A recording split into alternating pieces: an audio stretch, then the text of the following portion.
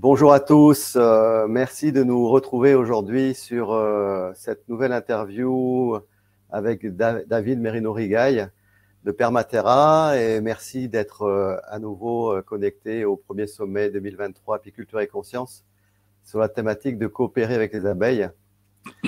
Donc merci David d'avoir accepté mon invitation. Ben, avec plaisir. Et donc, je te propose d'aller explorer ensemble pendant ces 45 minutes, 1 heure, notre relation en tant qu'humain avec l'abeille, hein, un sujet particulièrement intéressant et d'actualité, et puis d'essayer de comprendre ensemble en fait le fonctionnement de l'abeille en milieu naturel, ce qui est quand même une référence sur laquelle on peut s'appuyer, et puis d'essayer d'essayer de comprendre un petit peu les raisons de la disparition, en tout cas des abeilles, puisqu'on en parle vraiment de plus en plus. Et puis, fort de ces constats, peut-être d'identifier des pistes de solutions. Alors, tu appelles ça les solutions régénératives. On verra que pour toi, ce qui est important, c'est aussi le contexte et de favoriser un contexte favorable. Et dans le but, finalement, d'établir une relation plus vertueuse, plus éthique avec l'abeille dans le contexte que nous connaissons tous. Donc, pour démarrer un petit peu cet événement et cet entretien, en quoi participer à cet événement fait-il sens pour toi, David? Ben déjà parce qu'on a un bon contact ensemble et aussi parce qu'il y a d'autres intervenants et dès qu'on nous demande de parler de l'abeille suivant notre point de vue, ben on le fait. Donc c'est un grand plaisir là, de participer à cet événement. D'accord, merci beaucoup. Et avant de te présenter, est-ce que tu peux nous dire en quoi conscientiser notre relation au vivant est-il si important de nos jours, hein, puisque c'est vraiment apiculture et conscience, donc il y a la notion de conscience au sens large. Et donc, conscientiser notre lien au vivant, c'est vraiment quelque chose qui fait du sens aussi pour toi.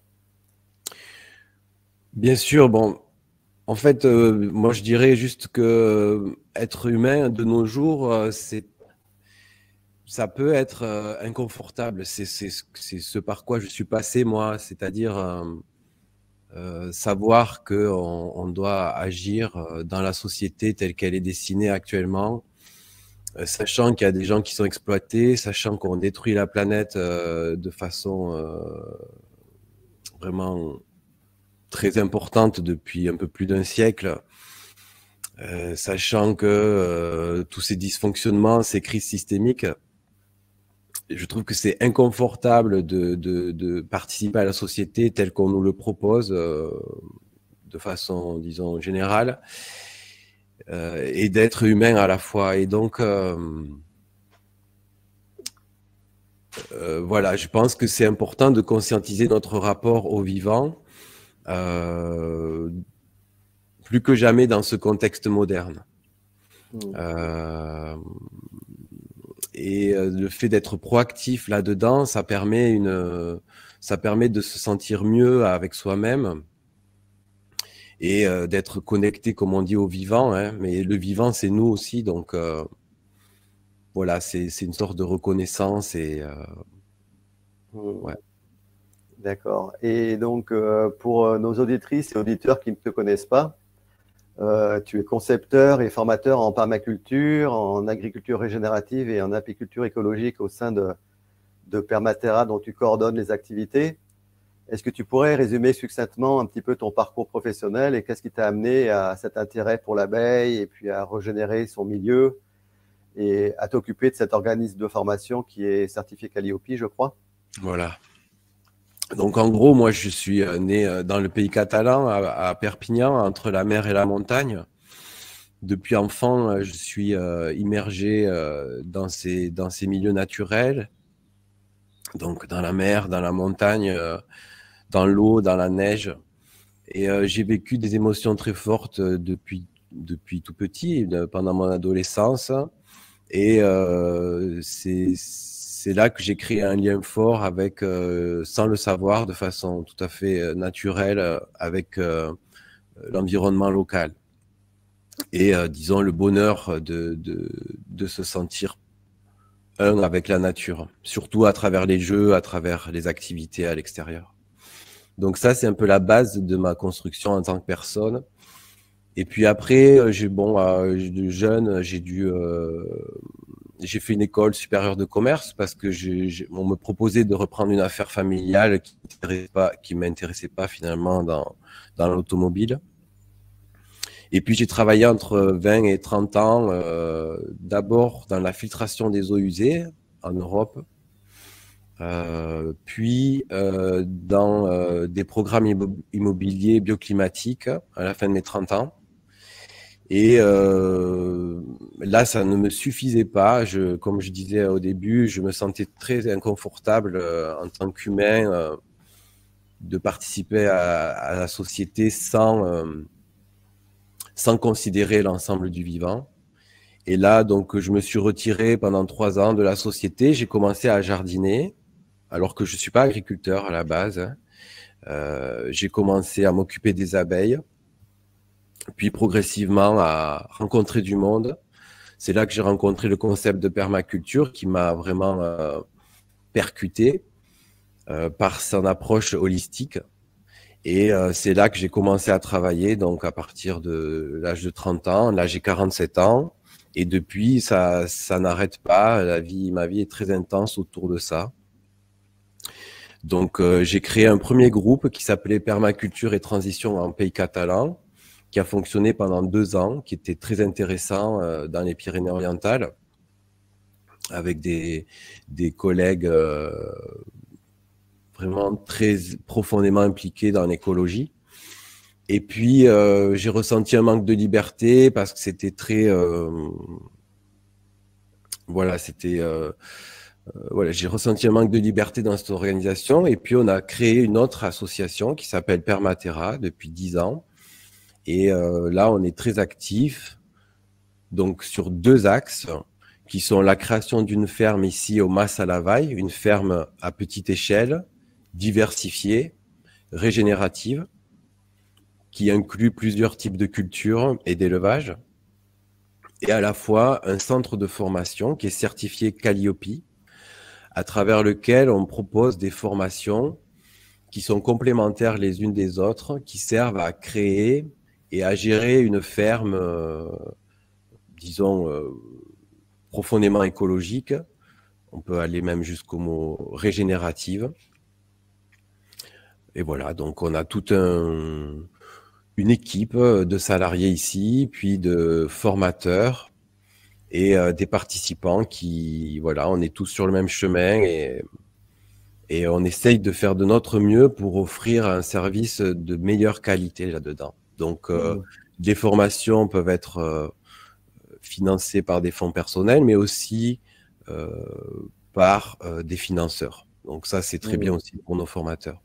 Oui, par des OPCO comme Vivea, par exemple. Voilà, Vivea, pour d'autres fonds de formation auxquels éventuellement les agriculteurs ou les salariés peuvent bénéficier. C'est ça? Voilà, ouais, c'est ça. Ok. Et voilà, avant d'aborder les approches que propose Permaterra, quelles sont les missions finalement que se donne Permaterra en termes collectifs, par exemple? Alors, la mission de Permaterra, c'est de transmettre et d'appliquer la permaculture et l'agriculture régénérative. Voilà. D'accord. Et c'est dans ce cadre qu'on a une spécialité. Bon, il y a de nombreux formateurs. Moi, je suis formateur en apiculture écologique.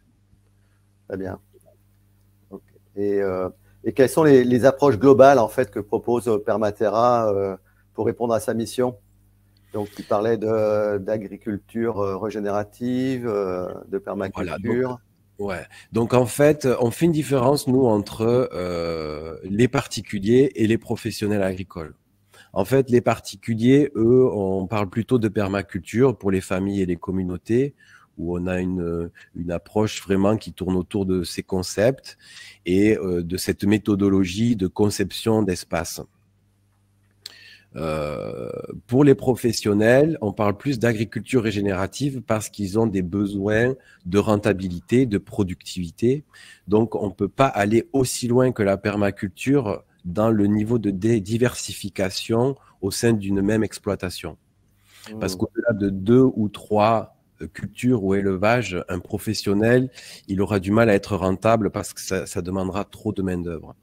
alors que des familles et des communautés ou des groupements d'agriculteurs peuvent plus aller dans des concepts de permaculture très diversifiés où on aura 5, 6, 8 cultures superposées, ce qui est le but de la permaculture. Hein. Donc je pense par exemple, pour notre cas ici, on est en train de construire une ferme où il y aura de l'huile d'olive, des céréales en interrang et fruitières multi-étagées. On cultive de la spiruline. On a différentes méthodes au niveau du potager, de la production de légumes. Dans les interrangs, il y aura des moutons, voire des vaches. On ne sait pas encore trop, mais ça sera au moins des moutons. Voilà, j'oublie encore peut-être quelques détails, mais tu vois, déjà, il y a beaucoup de cultures superposées. Donc, là, on est vraiment sur une approche de permaculture où les professionnels peuvent venir s'inspirer, mais voilà, on parle plus d'agriculture régénérative pour les professionnels. D'accord. Donc, au niveau des approches globales, hein, pour développer un petit peu plus moi, sur les méthodes d'approche globale utilisées, donc on a cette méthode de conception globale de permaculture qui se base sur 3 éthiques, 12 principes, sur des outils de zonage, etc. Au niveau de l'agriculture régénérative, on travaille avec Darren Doherty, qui est un formateur international, leader dans la conception écologique de fermes. Et là, on travaille sur une plateforme qui s'appelle la plateforme Regrarians, qui n'est en fait qu'une actualisation de la plateforme de l'échelle de permanence de Perceval Alfred Yeomans, qui est l'échelle de permanence du Keyline Design. Donc, conception sur ligne clé, c'est-à-dire quand on étudie la géographie du paysage, on peut lire certaines configurations qui nous permettent donc de, par exemple, faire des motifs de plantation ou des motifs de capture d'eau, par exemple. Donc, on a des approches méthodologiques globales, permaculture, Keyline Design ou approche Regrarians. Voilà. Donc ça, c'est vraiment les approches techniques, méthodologiques pour concevoir un espace de façon globale. J'espère que c'est pas trop théorique pour... Non, c'est très bien, non, parce que ça donne aussi une vision un peu globale, justement, comment l'agriculture régénérative, la permaculture s'inscrit dans un paysage et non pas dans un endroit très spécifique, indépendamment du reste. Donc, c'est quelque chose qui tient compte de... Ça me fait penser aux Indiens Kogi qui tiennent compte finalement aussi de la configuration globale en fait d'un lieu, pas forcément d'un lieu très localisé, mais vraiment d'un espace, d'un paysage. Et du coup, pouvoir avoir cette capacité de lecture et ensuite de pouvoir agir dans le vivant en tenant compte finalement d'un tout. Donc, c'est quand même intéressant. Oui, je peux ajouter quelque chose de plus, disons, fondamental dans l'approche globale.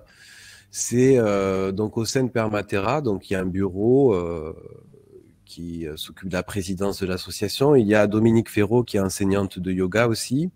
Et notre approche est aussi soutenue par cette conscience du vivant, disons du côté disons unitaire de la vie. Hein.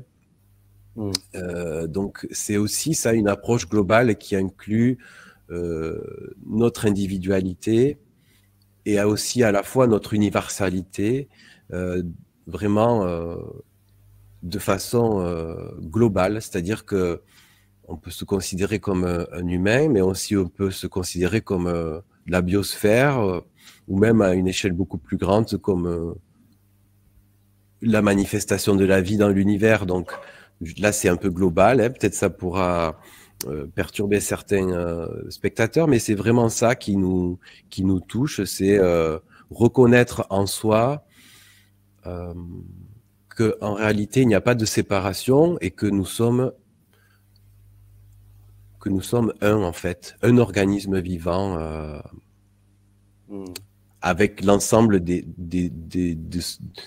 formes et du vivant, quoi. Voilà. Donc là, on est vraiment sur une approche globale qui intègre aussi notre intériorité. Tout à fait. Merci pour ces précisions, David. Et Et donc, voilà, je voudrais qu'on aborde un petit peu l'apiculture maintenant, et notamment parmi les approches que tu as citées, les approches globales, il y a aussi l'apiculture écologique, ou ce que vous appelez aussi l'apiculture de sauvegarde. Et donc, cette apiculture est inspirée par une personne que tu apprécies particulièrement, que tu as rencontrée, qui s'appelle Jean-Claude Guillaume. Est-ce que tu pourrais nous parler un petit peu de cette personne? Et je crois qu'il a, il a écrit un ou plusieurs ouvrages, hein, qui seront référencés évidemment sous cette vidéo et sur le site correspondant à l'événement. Donc voilà, est-ce que tu peux nous en parler un petit peu plus de cette personne et en quoi consiste cette apiculture écologique ou de sauvegarde? D'accord, donc Monsieur Guillaume est au bureau de Permatera aussi, donc moi j'étais ravi de le rencontrer dans mon chemin. Et effectivement, il a écrit 2 ouvrages, dont un important qui fait autorité dans l'approche d'apiculture avec des ruches varées, qu'il a appelé, lui, la ruche écologique. Donc, Monsieur Guillaume, c'est un monsieur actuellement qui est assez âgé. Il a été ingénieur dans des usines thermiques en Belgique pendant longtemps. Et un jour, dans sa vie, il a rencontré lors d'un déménagement Monsieur Frérès, avec qui il a écrit ce livre, qui avait déjà fait beaucoup d'expériences avec les abeilles, qui prenait beaucoup de notes. Et Monsieur Guillaume a hérité d'une malle pleine de notes et a partagé beaucoup d'expériences avec Monsieur Frérès. Et ils ont décidé d'écrire ce livre. Donc cet ouvrage, c'est vraiment l'œuvre de Monsieur Guillaume, qui est à la fois une approche philosophique et éthique concernant l'abeille et aussi technique concernant la ruche varée. Donc la ruche varée, on sait tous que ça a été imaginé par l'abbé Varé au début des années 1900. On connaît le livre qui est libre, hein, sur Internet, là, en PDF, qui s'appelle L'apiculture pour tous, de l'abbé Varé. Donc, il a repris cette base du livre de l'abbé Varé et il a actualisé cette approche. Et donc, quel est le but de cette apiculture écologique? Donc, le but de cette apiculture, c'est de centrer la perspective et la technique autour de l'abeille et pas autour de la production des produits de l'abeille. Donc, ça change totalement la façon qu'on a de la considérer et de cohabiter avec elle. Donc en réalité, Monsieur Guillaume a compris comment fonctionne l'abeille en milieu naturel. Moi, donc, je donne des formations là-dedans et c'est vraiment une approche permaculturelle dans le sens où on observe d'abord la nature, on la comprend et ensuite, de là, découle une conception de ruche qui respecte notamment, par exemple, la descente naturelle de l'essaim et sa remontée en hiver, et une conception de ruche. Voilà. D'accord. Et donc, pour toi, quels sont les défis auxquels sont confrontés actuellement les apiculteurs, les apicultrices, hein, qui soient dits de loisirs ou professionnels? Il y a aussi des défis qui concernent l'abeille, hein, dans son environnement au sens large. Et pourquoi est-il vraiment vital de prendre conscience des raisons qui contribuent à cette disparition des abeilles domestiques, ou voire même des autres abeilles, parce qu'on se rend compte que finalement, une grande masse des insectes ont déjà disparu, notamment à cause des produits phytosanitaires. Et donc, pourquoi vraiment, pour toi, quels sont vraiment les défis auxquels en fait nous sommes tous confrontés, on va dire tous passionnés par l'apiculture et par l'abeille, indépendamment finalement de notre apport économique ou non dans cette activité? Moi, c'est une question très large. Ça va être, je vais essayer d'y répondre de façon synthétique, mais le défi principal, je pense que c'est de trouver un contexte favorable à nos ruchers. Donc, je parle d'un contexte exempt de pollution, que ça soit à tous les niveaux, à tous les étages écologiques, hein, que ça soit en milieu urbain, en milieu rural, où malheureusement c'est là où c'est le plus difficile, à cause des pesticides notamment, ou même en montagne, par exemple avec le problème des traitements des animaux, contre les parasites, les vers, etc. Donc, dans ce cas-là, on peut avoir des animaux qui sont traités, par exemple, avec des produits comme Ivomec, qui transpirent, qui exudent et qui rejettent dans les urines et les excréments aussi des produits, des restes de produits. Les abeilles sont prises de plein fouet aussi là-dessus. Donc, déjà, trouver un endroit sain, c'est un premier défi. Le deuxième défi, je pense que c'est d'avoir des souches, disons, qui se rapprochent le plus de l'abeille sauvage. Donc nous n'employons plus le mot abeille sauvage parce que malheureusement, nous avons tellement perturbé le bassin génétique que il n'y a plus de souches pures en France, sauf peut-être sur certains conservatoires. Et encore, c'est encore discutable parce que c'est difficile d'avoir des souches pures, sachant que les transhumances ne sont pas gérées et qu'on a donc différentes races d'abeilles qui évoluent au sein du territoire et qui se mélangent systématiquement pendant la période des essaimages au printemps. Donc on sait tous qu'une reine vierge se fait féconder par plusieurs mâles, hein. Donc, on peut avoir des reines fécondées par des abeilles noires, des légistas, des caucasiennes, des buckfast, qui sont des abeilles hybridées très utilisées, etc., etc. Donc, en fait, on peut se retrouver même au sein de nos ruches avec des abeilles noires et des abeilles jaunes. Donc, en fait, on a des abeilles qui sont génétiquement très fragilisé, et je pense que c'est un des problèmes principaux, voire le premier problème, c'est-à-dire des souches qui génétiquement sont fragilisées. Qui sont en quelque sorte un peu inadaptées à leur environnement si on les laisse finalement sans soin ou sans la présence continue de l'apiculteur. C'est un petit peu ça? Voilà. Il y a aussi un autre problème, c'est que les abeilles qu'on utilise, enfin, avec qui on cohabite, c'est qu'elles viennent souvent du monde de l'apiculture professionnelle et donc d'un type d'élevage qui est sélectionné par l'homme, hein. Le business de l'élevage de rennes et de paquets d'abeilles a beaucoup augmenté ces dernières années dû aux disparitions. Donc on se retrouve avec un cheptel national qui est basé un peu sur voilà cette approche moderne de multiplication. Et si vous voulez, on a en parallèle ce monde un peu artificiel où on nourrit beaucoup ces abeilles, où on les élève de façon scientifique, artificielle. Et de l'autre côté, on a un monde d'essaims dits sauvages, hein, mais qui sont contaminés par les approches modernes, où on a un cheptel qui est très très faible en fait, même en quantité et même en force, hein, parce qu'on a très peu de colonies sauvages en France.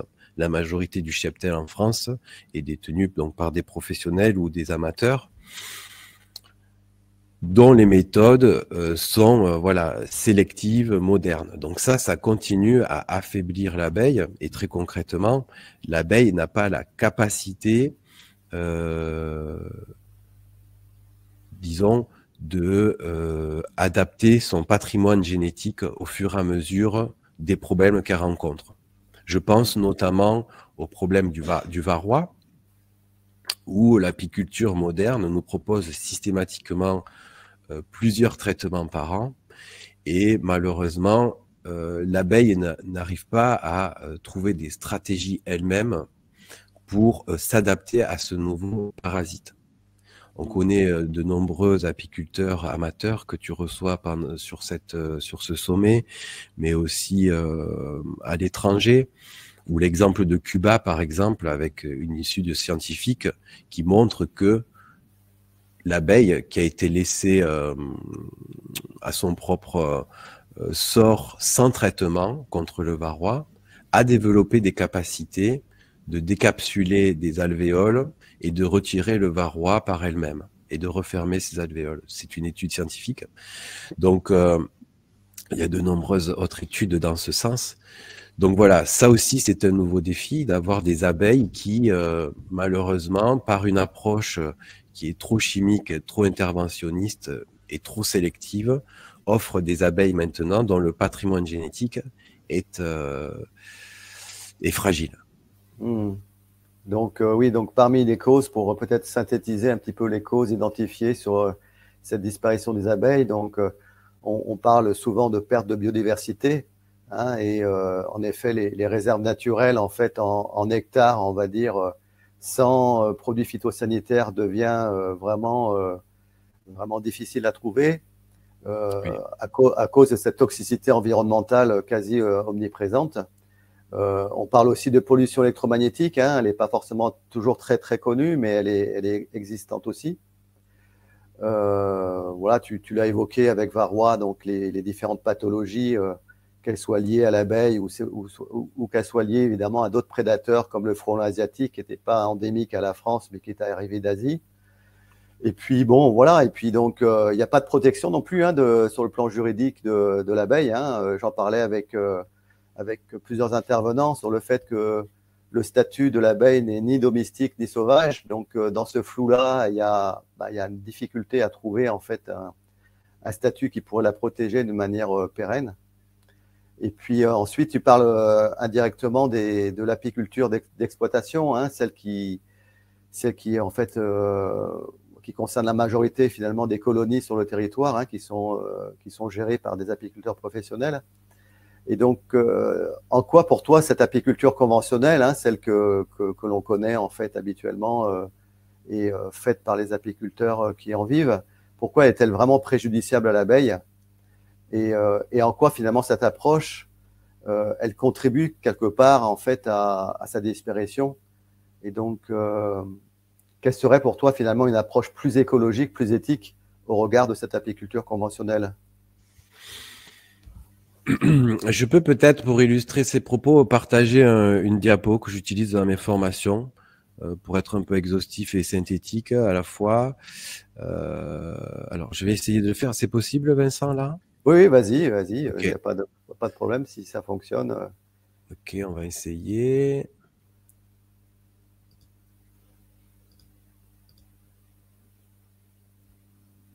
Voilà, bah, j'ajoute en fait ton écran là, voilà. Ok. Alors, attends, il faut que je retrouve ça. Il faut peut-être zoomer un peu plus. Ouais. Ah, ok. Alors, attends. Hop. Est-ce que tu vois là? Oui, on voit, oui, je pense que les personnes verront à l'écran, oui. Là, tu peux commenter à partir de là, c'est très bien. D'accord. Donc, en gros, ça, c'est une petite page qui synthétise les différents types qu'on peut avoir de relations à l'abeille. D'un côté, on a l'état sauvage, hein, qui est vraiment l'état naturel de l'abeille. Donc, l'abeille évolue depuis plus de 50 millions d'années seule dans la nature. Nous, les humains, Homo sapiens, on existe depuis 350 000 ans seulement. Et donc, l'abeille est à peu près 17 000 fois plus âgée que nous. Les premières disons, preuves qu'on a de la cohabitation de l'homme avec l'abeille, ça date du tournant du néolithique, hein, donc il y a à peu près 10 000 ans, où l'homme qui est passé du chasseur-cueilleur et s'est progressivement sédentarisé, et il a inventé donc l'agriculture et la propriété. Donc progressivement, on est arrivé à aujourd'hui là où on en est. Et donc, cette petite vignette présente donc, disons, un état sauvage jusqu'à une exploitation moderne telle qu'on la connaît. Donc, j'utilise cette image pour se positionner en conscience dans les différentes possibilités d'interagir avec l'abeille. Donc, en gros, il y a trois grandes parties qui sont d'abord l'apiculture d'exploitation moderne, qui date seulement depuis le début des années 1900. Tu m'entends, Vincent? Oui, parfaitement, je t'écoute Okay. bien, oui, c'est parfait. Donc, c'est une apiculture qui est généralisée. Donc, il y a peut-être 90-95% d'apiculteurs qui sont pros et amateurs qui utilisent cette apiculture d'exploitation à différents degrés aussi à l'intérieur de ça. Hein. Il y a ce qu'on appelle, nous, l'apiculture de sauvegarde, qui inclut l'apiculture traditionnelle, l'apiculture écologique, l'apiculture apicentrique de nos amis québécois, ils utilisent ce mot-là. L'apiculture naturaliste, et ça doit représenter seulement 5% des apiculteurs. Et ensuite, il y a une nouvelle vague là qui est très intéressante, qui est le réensauvagement. Donc là où on se rapproche vraiment de l'état sauvage et on réintroduit dans des forêts, disons diversifiées et riches, des abeilles. Et on les laisse être telles qu'elles sont sans aucune intervention. Donc le niveau d'intervention à droite, là, par l'exploitation par l'homme est très très important, alors que là, on est vraiment à un niveau d'intervention très faible. Donc pourquoi l'apiculture moderne est préjudiciable pour l'abeille?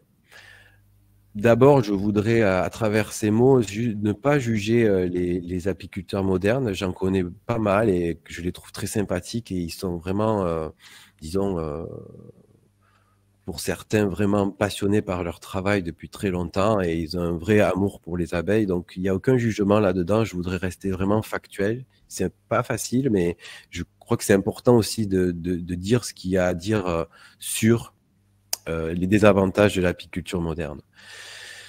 D'abord, c'est une apiculture très interventionniste. C'est-à-dire qu'en saison, ils interviennent régulièrement sur les ruches. Donc, il y a des ouvertures de ruches qui sont régulières. Quand on ouvre une ruche et qu'on éclate, disons, la colonie, qui a sa propre logique, hein, cette boule de vie, on perturbe énormément les abeilles. Donc, ce sont des ruches à cadres qui sont utilisées. Donc, on sort des cadres parce que ça facilite le travail de l'apiculteur. Ce sont des ruches aussi qui ont des grands volumes et qui sont difficiles à chauffer pour les abeilles. Ces volumes, notamment, comme on sait que le varroa se développe dans le couvain et qu'il y a beaucoup de couvains dans ces ruches à cadres qui sont des dadans, langstroth, etc. Donc, ces grands volumes permettent aussi d'avoir des grands volumes d'élevage de varroa. Donc là, je parle vraiment du côté technique hein, de la ruche. Voilà, c'est très interventionniste. Aussi, par exemple, sur ces ruches, hein, excusez-moi, je vais un peu dans tous les sens, mais on va comprendre tout ça, les apiculteurs professionnels ne permettent pas l'essaimage. Alors que l'essaimage, c'est un phénomène naturel qui est vital pour l'abeille, hein, sur sa lignée, c'est sa vitalité sexuelle et son existence qui est mise en jeu si on perturbe cette faculté qu'elle a à essaimer chaque année finalement. Parce que chaque année, quand un essaim manque de place, eh ben, il va essaimer au moins une fois, voire plusieurs fois. Et ça permet vraiment de renouveler des reines de façon naturelle, parce que ce sont les abeilles qui choisissent elles-mêmes leurs reines. Et puis, ça permet de repeupler naturellement les habitats naturels. L'apiculture professionnelle ne permet pas l'essaimage, parce qu'un essaim qui sort d'une ruche, c'est un essaim qui ne produit pas de miel. Donc, vraiment, l'apiculture d'exploitation centre son approche sur la production de miel. Donc, pour ça, il faut que les apiculteurs, à la sortie de l'hiver, aient des bombes, hein, en fait, et dès les premières mielées, il faut que ça récolte un maximum. Donc, ce qu'ils font, c'est que ils changent de reine tous les 2 ou 3 ans. Donc, ils tuent les reines qui sont dans les ruches. Ils les changent avec des reines d'élevage hein, qui sont sélectionnées artificiellement. Donc, ça, c'est un problème génétique aussi. Et à la sortie de l'hiver, ils vont déplacer plusieurs fois sur divers territoires leur cheptel. Ça permet d'une part d'avoir des miels monofloraux, hein. Donc ils vont commencer par exemple chez nous avec la bruyère, les amandiers, et puis ils vont passer après à autre chose, hein. On peut aller sur des champs de colza, après sur du châtaignier, après sur du rhododendron. Enfin, voilà, il peut y avoir différentes transhumances par an, peut-être entre 3 et 6 transhumances. Et il ne peut pas y avoir d'apiculture professionnelle sans transhumance parce que l'apiculteur ne peut pas être rentable au niveau de ses ventes et donc de son système économique. Donc voilà, déjà plusieurs transhumances par an. L'abeille, elle, naturellement, ne transhume pas. C'est pour ça que nous utilisons des ruchers fixes où très peu où il y a très peu de transhumance, voire exceptionnellement, par exemple, pour les protéger du frelon asiatique, s'il y a des attaques trop importantes à l'automne, là oui, eh bien, on les monte en montagne parce que ça les protège définitivement de ce fléau qui est le frelon asiatique. Mais pour revenir au propos de l'apiculture moderne, ces différentes transhumances, ces transhumances fatiguent énormément les abeilles parce que elles font un stock à chaque fois de 20-30 kilos d'un miel, et puis ils prennent ce miel, qui est un miel monofloral, ils l'extraient, ils le vendent, ils passent à un autre, etc., etc. Donc à la fin de l'année, les abeilles se retrouvent fatiguées. C'est pour ça qu'ils échangent les reines régulièrement. Aussi, vu qu'ils prennent tout le miel pour le vendre, ils sont obligés de nourrir les abeilles. Donc les apiculteurs pros achètent du sirop, qui est souvent à base de sucre de betterave, et ils ont des IBC d'1 mètre cube là, où ils nourrissent abondamment les ruches, pour soit booster les populations d'abeilles, soit pour pallier le miel qu'ils ont ponctionné à ces colonies. Donc vous voyez que là, on n'est pas du tout sur une méthode qui respecte l'abeille au niveau des interventions. Je vais parler aussi d'un point de vue technique qui est un parallèle avec notre ruche écologique. C'est que l'avantage, par exemple, de la ruche parée, c'est que les abeilles partout dans le monde, dans la nature, au fil et à mesure des mielés, les cirières construisent des cires, le couvain descend, et au-dessus du couvain, il y a du miel qui est stocké. Et cette descente naturelle au fil des mielés s'arrête à la fin de l'été chez nous. Il y a une deuxième mielée au début de l'automne, et les abeilles remontent et mangent leur miel durant les périodes de disette ou pendant l'hivernage. Donc en fait, tout ce miel, chaque année, partout sur Terre, les abeilles descendent, c'est dû à la gravité, et remontent. Malheureusement, les ruches à cadre ne permettent pas cette descente parce que les planchers sont fixés sur les corps. Donc les corps, c'est là où il y a les colonies, et au-dessus, ils ont des hausses. Donc c'est là où il y a le miel pendant les mielés. Et ces colonies hivernent sur les corps. Et malheureusement, il n'est pas possible pour eux d'ajouter de l'espace sous les corps de ruches pour faire de la place et permettre cette descente naturelle. Ce qui est possible avec la ruche écologique, la ruche varée. C'est-à-dire en fait que nous, en gros, on rajoute des boîtes par le dessous si on veut récolter du miel, parce que si on ne veut pas récolter du miel, on peut aussi ne pas rajouter de boîte, ce qui permet d'ailleurs de renouveler la reine, ce qui est bien tous les 2-3 ans aussi, pour avoir une nouvelle reine de façon naturelle choisie par les abeilles. Donc on rajoute des boîtes par le dessous, entre le plancher et la hausse inférieure, et on retire du miel par le dessus, parce que le miel est toujours en haut. Donc en gros, on ne touche jamais à la colonie. La colonie n'est jamais ouverte. Cette boule de vie qui a sa propre logique, donc si vous voulez, il y a le pollen qui est dans un endroit, le couvain dans un autre, le couvain mâle dans un autre, le miel dans un autre, différents miels aussi. Tout ça, les abeilles savent précisément ce qui se passe à l'intérieur de leur habitat.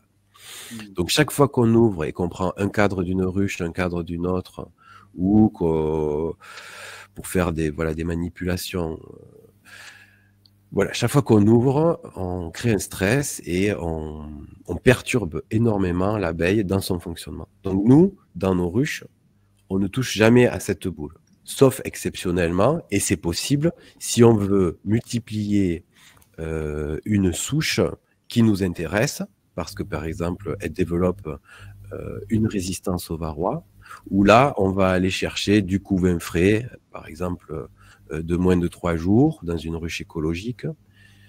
Donc là, on a des méthodes différentes parce qu'on n'utilise pas de cadre, mais des barrettes.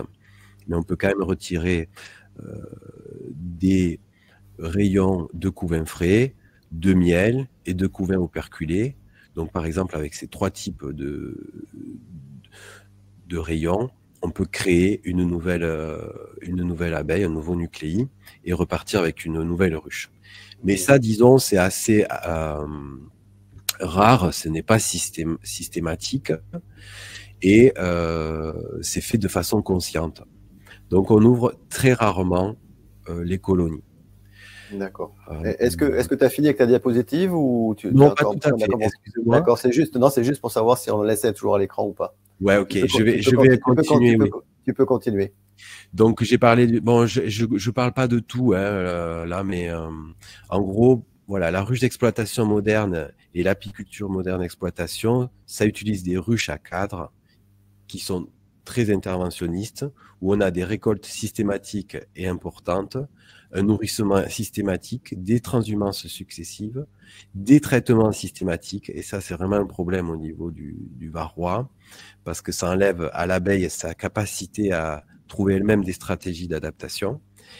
On a des origines génétiques non naturelles, hein. Donc les apiculteurs pros aiment bien les abeilles italiennes parce qu'elles sont productives. Ils aiment bien aussi les buckfast, hein, qui produisent peu de propolis, donc qui évitent du temps pour gratter les cadres, qui sont très dociles, donc on peut ouvrir les ruches sans se faire trop piquer, et qui ont un développement du couvain explosif. Donc ça intéresse beaucoup les professionnels. Mais c'est pas une ruche adaptée à nos territoires.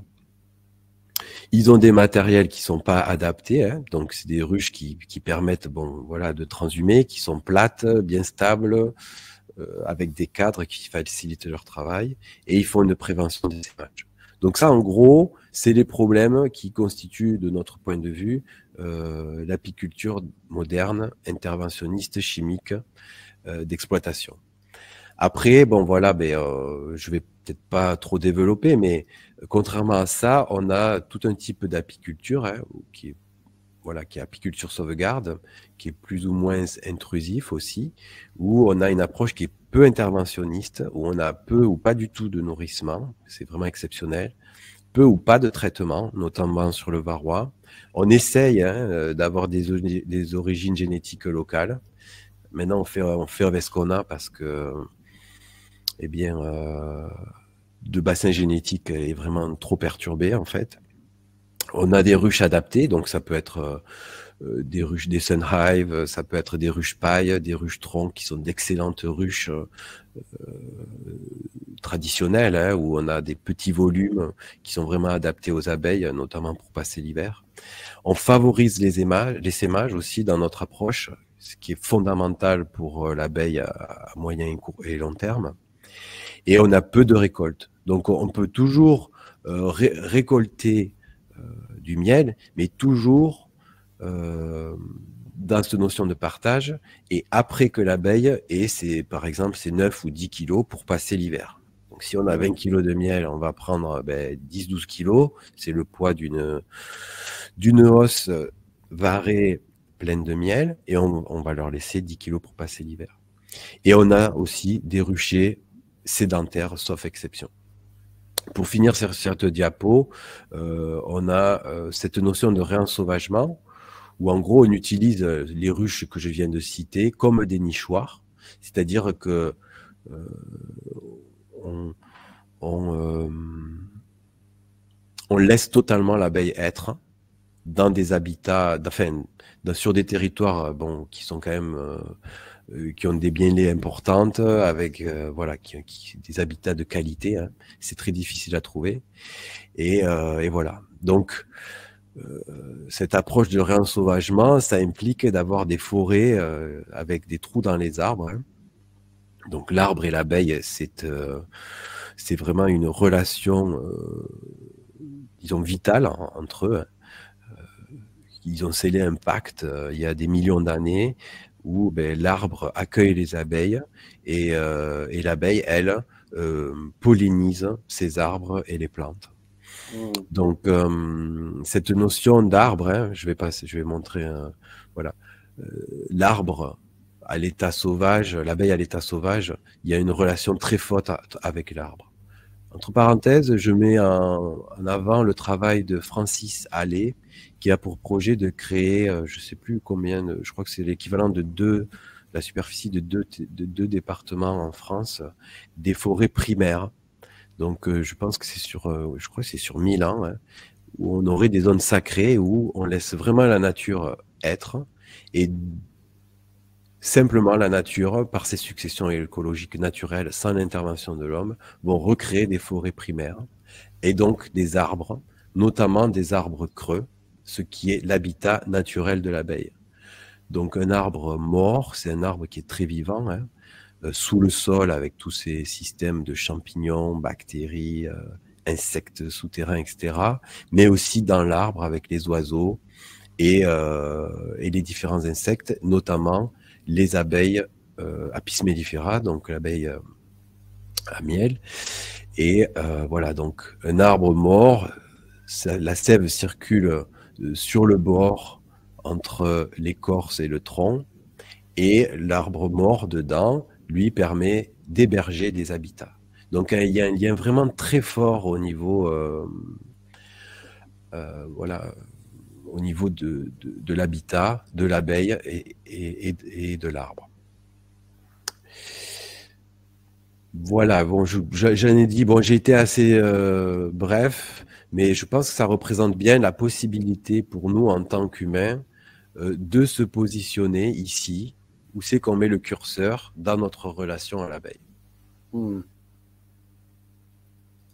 Voilà, j'espère que j'ai pas été trop long, Vincent. Non, non, mais en fait, tu as répondu déjà finalement à un ensemble de questions que j'allais te poser par la suite. Donc, vraiment, à travers cette diapositive, tu nous montres vraiment en fait les deux modèles, hein, ou les modèles qui existent entre le modèle en fait laisser faire la nature et le modèle en fait où l'homme intervient parfois de manière très intrusive en fait pour contrôler le vivant et contrôler l'abeille.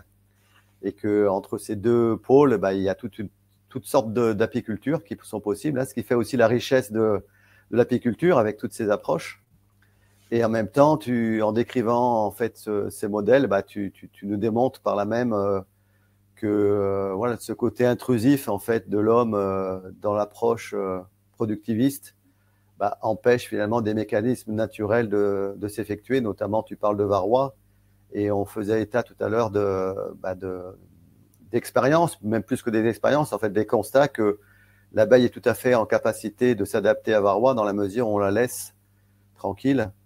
Et on accepte aussi momentanément des pertes, le temps que l'abeille trouve ses propres mécanismes. Hein. On a différents apiculteurs, et notamment dans la filière professionnelle, il y a quelqu'un qui s'appelle John Kefus, près de Toulouse, qui a bien démontré que voilà, en laissant faire les abeilles, en acceptant des pertes momentanées, on pouvait avoir des abeilles qui étaient autonomes, qui certes peut-être produisaient moins de miel pour l'apiculteur, mais qui étaient autonomes et être capables de s'adapter à varroa. Et je pense aussi à Yves Lecomte, qui était directeur de recherche à l'INRA d'Avignon et qui avait montré aussi que des colonies d'abeilles sans traitement pouvaient tout à fait survivre pendant plusieurs années avec varroa.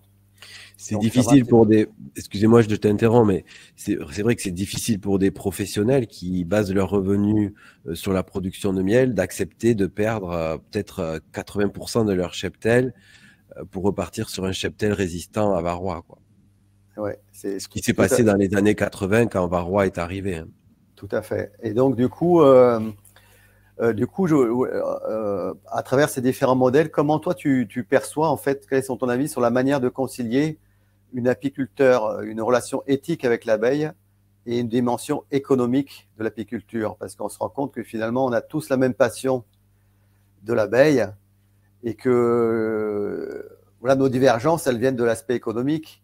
Donc, est-ce que pour toi, c'est encore possible de concilier une dimension économique de l'apiculture et un rapport éthique avec l'abeille? Alors là, c'est un grand sujet. Je pense que si on voulait avoir une approche économique avec l'abeille, en tout cas avec la vente de produits de l'abeille, il faudrait vendre le miel très cher. On le trouve à 5 € le kilo. Donc ça, c'est juste pas possible de concurrencer ça avec une approche respectueuse de l'abeille. Donc si on vend le miel très cher, donc je sais pas, hein, je ne donnerai pas un prix, mais très cher, à ce moment-là, peut-être qu'on peut concilier une apiculture respectueuse, sans transhumance ou avec très peu de transhumance, avec une génétique qu'on essaye d'améliorer plutôt que d'affaiblir, avec sans trop de nourrissement. Voilà, c'est peut-être possible, mais ça va être très dur. Et je n'ai pas de solution en fait, hein, mais je parle en réfléchissant, mais c'est difficile c'est impossible hein, de nos jours, vu le marché du miel, voilà, de faire une apiculture respectueuse de l'abeille et de vivre des produits de l'abeille. Voilà, ça déjà de nos jours, ça c'est difficile. Après, je ne sais pas comment va évoluer le futur, mais ce qui est sûr, c'est qu'en trame de fond, on a le même terrain de jeu, qu'on soit amateur, écologiste, qui s'intéresse à l'abeille ou plutôt à l'exploitation de l'abeille. Et je crois que c'est là qu'on peut se réunir. Il faut, voilà, je crois qu'il y a des grands principes de sauvegarde, en fait, qui sont d'abord, et je reviens souvent là-dessus, améliorer le contexte. Améliorer le contexte, c'est recréer des forêts qui permettent des habitats naturels. C'est un énorme chantier. Il faudrait juste qu'on sache, il faudrait juste que les humains laissent des espaces sans intervenir dessus, ce qui est très dur pour nous de ne rien faire quelque part.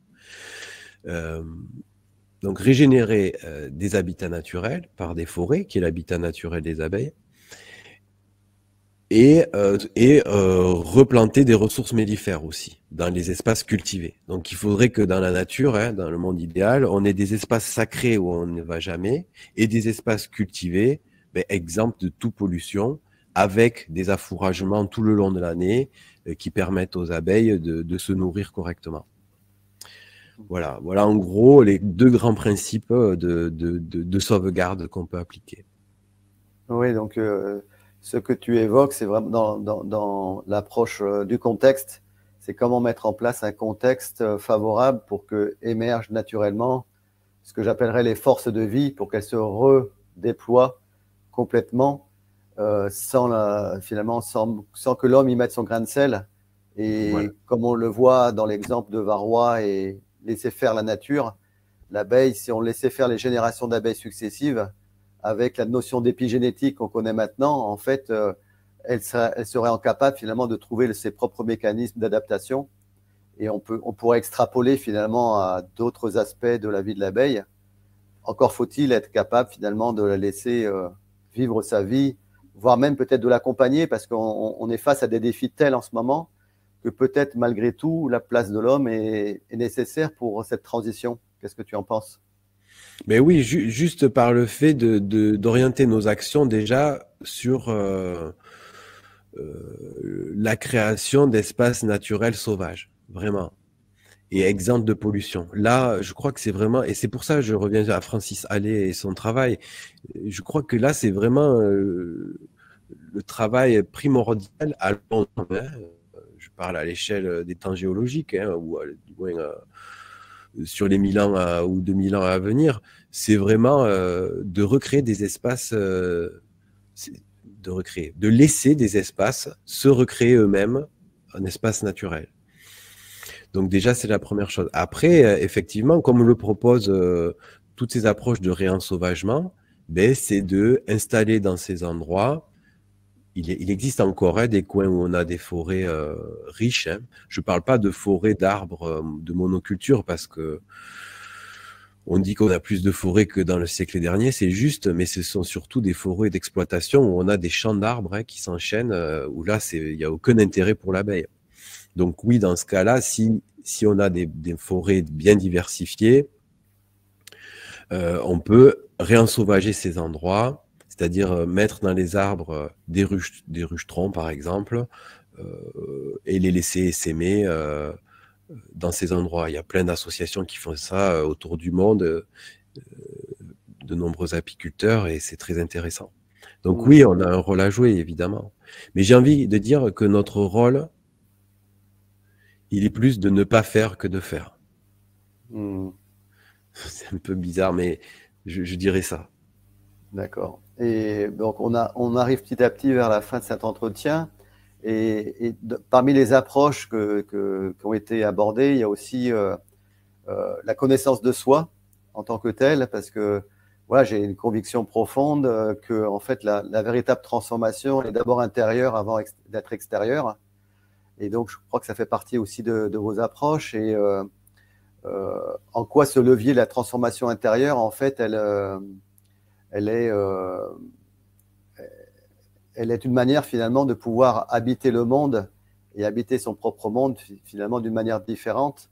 Et comme on l'a évoqué tout à l'heure, c'est parce qu'il y a une transformation intérieure que finalement nos actions qui vont en découler vont être peut-être plus en adéquation avec le contexte dans lequel on va se trouver à ce moment-là. Oui.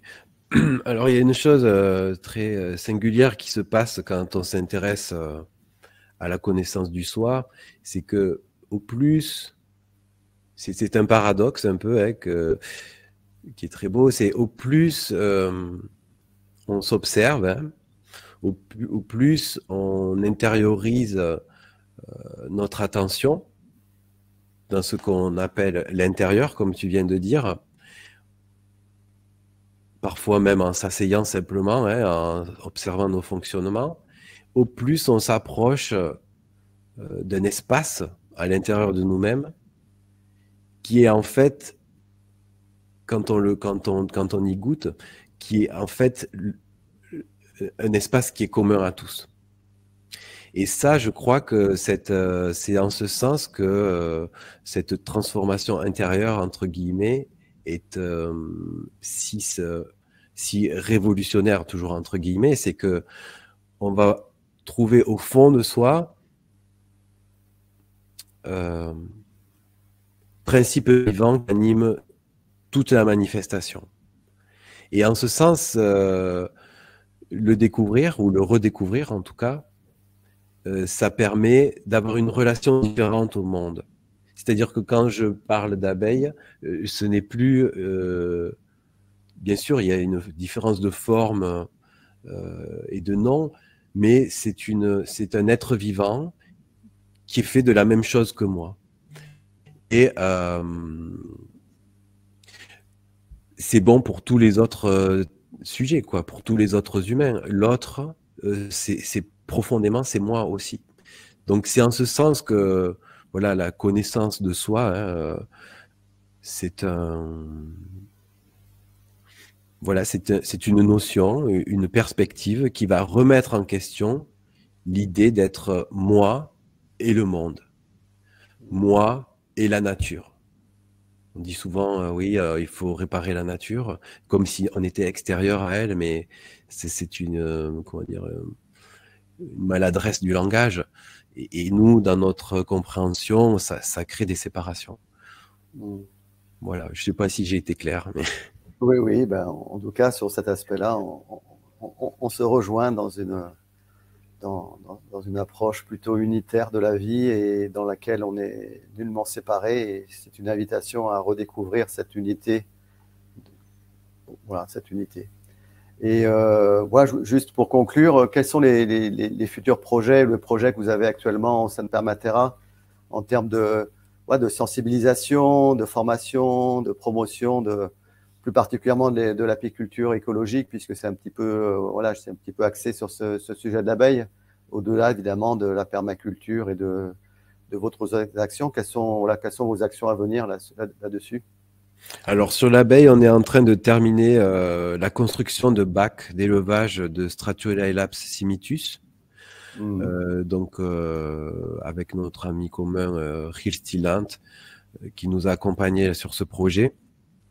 Donc sur notre rucher, on va installer ces boîtes sous les ruches dans lesquelles on va élever le prédateur du varroa pour les accompagner sans empêcher des mécanismes d'adaptation. Voilà, on travaille aussi sur une façon de relier tous nos participants et toutes les personnes qui s'intéressent à l'apiculture écologique autour d'un site communautaire. Donc, on est en train de mûrir ce projet qui a commencé, mais qui n'est pas encore public. Voilà, sur l'apiculture, en gros, ce qu'on est en train de faire. Hein. Bon, on continue notre rucher. On a des ruches de biodiversité, des ruches écologiques. On utilise aussi des ruches pièges. On piège le frelon asiatique aussi pour éviter la pression, voilà, surtout à l'automne. Et voilà, au niveau de Permaterra, l'équipe s'agrandit. On va élargir nos formations sur chaque thème qui représente la gestion d'une ferme diversifiée. Et on va aussi digitaliser une partie de nos formations, voire créer des formations mixtes. C'est les grands chantiers sur lesquels on est en train de travailler actuellement.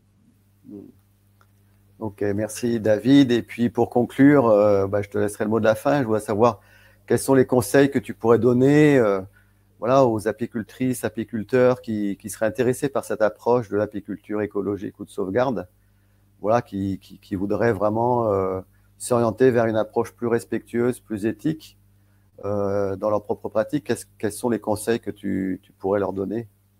Il y a plein d'organisations comme nous qui travaillons là-dedans. Je pense à André en Suisse, Free the Bees. Je pense à Apicentris au Québec. Je pense au travail de Carole Bon et Marine et leurs amis là qui ont fait un super travail sur le festival Sacré Abeille, le dernier festival qu'elles ont mis, et leur association L'Abeille qui relie. Je pense à Maurice Rouvière, à Philippe et Valérie Boudier, à Henri Giorgi, à tous ces collègues et amis avec qui on partage depuis longtemps. Je pense à Gilles Stillant, à Myriam Lefebvre. Voilà, il faut se connecter avec tous ces gens, avec toutes ces organisations. On a tous des approches singulières dans l'apiculture écologique. Chacune est passionnante. Voilà, nous, on est spécialisés dans la ruche écologique, la ruche varée. Donc là, il suffit d'aller sur notre site internet, de se renseigner. Éventuellement, si ça intéresse des gens, de participer à nos formations. On a des participants qui sont très satisfaits de cette formation qui est courte mais très complète, notamment chez les apiculteurs qui avaient des ruches à cadre et qui veulent transitionner vers une approche plus respectueuse de l'abeille. Voilà, donc il suffit de se mettre en chemin. Tout est à portée de main, là. Tout est là, quoi. Tout est là, comme tu dis. Tout est vraiment là. Et voilà, est-ce qu'il y a peut-être un sujet ou une question que j'aurais pas abordé ou posé et sur lequel tu aimerais intervenir pour le dernier mot de la fin? Non, moi, j'ai rien à rajouter. Je crois qu'on a dit l'essentiel. Je voudrais surtout te remercier pour nous donner l'opportunité de nous exprimer et de participer à ce grand partage-là. D'accord. Un grand merci, David, pour ta disponibilité, pour ton regard sur cette apiculture que je souhaite plus éthique, au regard d'une coopération plutôt qu'une exploitation. Donc, avec grand plaisir de pouvoir partager à nouveau et d'être en lien. Et encore merci pour cette entrevue et ce partage de connaissances. Merci à toi. Okay. Merci.